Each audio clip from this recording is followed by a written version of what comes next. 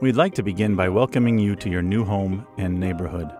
In our communities, serving those who serve has been our primary mission, and keeping military families safe and comfortable in their homes is our highest priority. Now we'd like to take a few minutes of your time to discuss some important community and residential hazards. Awareness and prevention to these hazards is the key to keeping your family safe and free from injury in your home.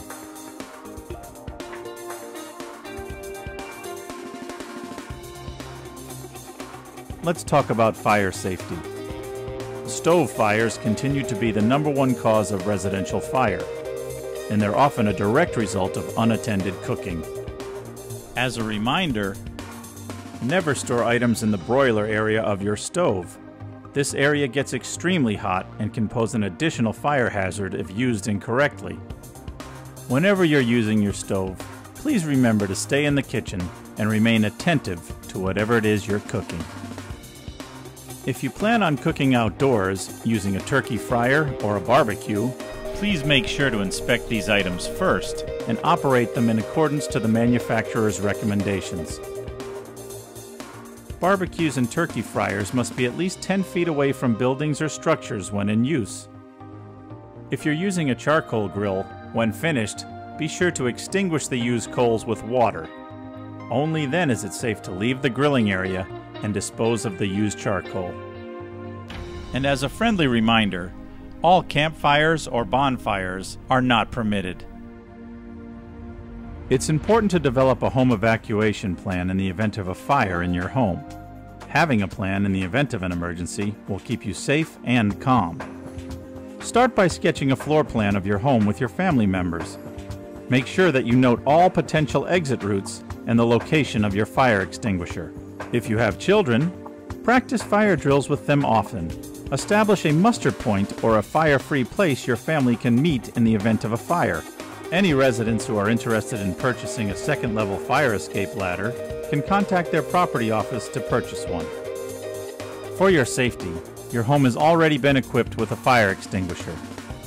Make sure that all adults in your household are familiar with its location and that it's easily accessible. We advise using your payday as a reminder to check your gauge. Be sure the needle on the gauge is in the green area and that there is no sign of physical damage to any part of the extinguisher's cylinder.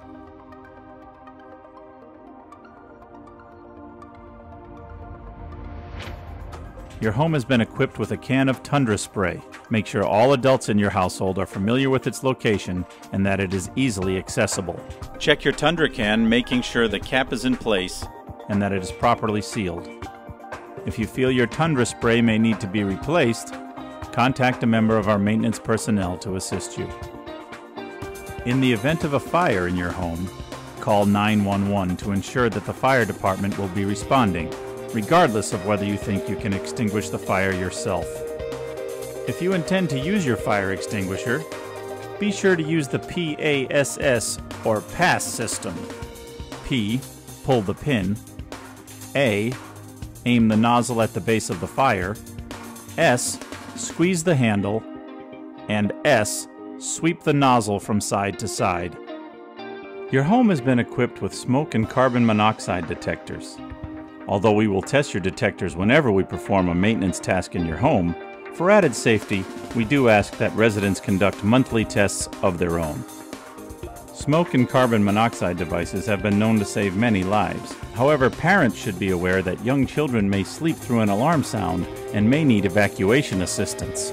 If your smoke or carbon monoxide detector activates, please call 911 and get all family members out of the house as quickly as possible. Household fires can also result from the use of space heaters or unattended candles. If you are using a space heater, be sure to provide at least 3 feet of space between the heater and any other object.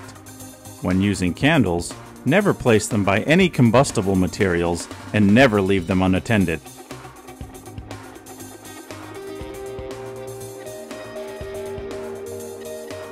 Second-story windows may pose a falling risk to children. It's important not to underestimate a child's mobility. Remember that children begin climbing before they can walk. For your family's protection, consider installing a safety device that will minimize the risk of falling hazards. Consult a professional at your local home improvement store to customize a window safety product that will work best for you and your family without impeding potential emergency escape or rescue routes. Never rely on a screen as a safety device for preventing fall hazards. Be sure to keep windows locked and keep furniture and other climbable objects at a safe distance away from the windows. And remember, it's never too early to start teaching children about the risks associated with windows, balconies, and decks. Mini blind cords may also pose a serious risk to a child's safety. To reduce risk of injury or strangulation, the mini blind cords and strings have been separated and shortened to a length which is very difficult for a child to reach. Never tie these two separate strings together, as this increases the risk of injury. Always make sure the strings are separate. In homes, most injuries from falling can usually be avoided. Be safe. Always use a ladder if you need to reach a high-placed item, and remember not to stand on the top 2 rungs of any self-supporting ladder. Never stand on a chair or similar item to reach a high-placed object, and remember to keep your stairways clean and free of clutter to avoid tripping. Poisons. Every household contains poisons or medications that are extremely hazardous to children. Always keep them safely out of a child's reach and completely inaccessible. Utilize child cabinet locks and latches where they are needed. Also be aware that medications can pose a risk to the elderly suffering from confusion or dementia. Mitigate their risk of confusion by organizing pills in a dispenser that will help limit the dosage. Always keep the poison control number marked on your refrigerator or somewhere that is easily accessible in case of an emergency. Water hazards. Your water heater temperature has been set to 120 degrees Fahrenheit. This should provide adequate hot water for you and your family.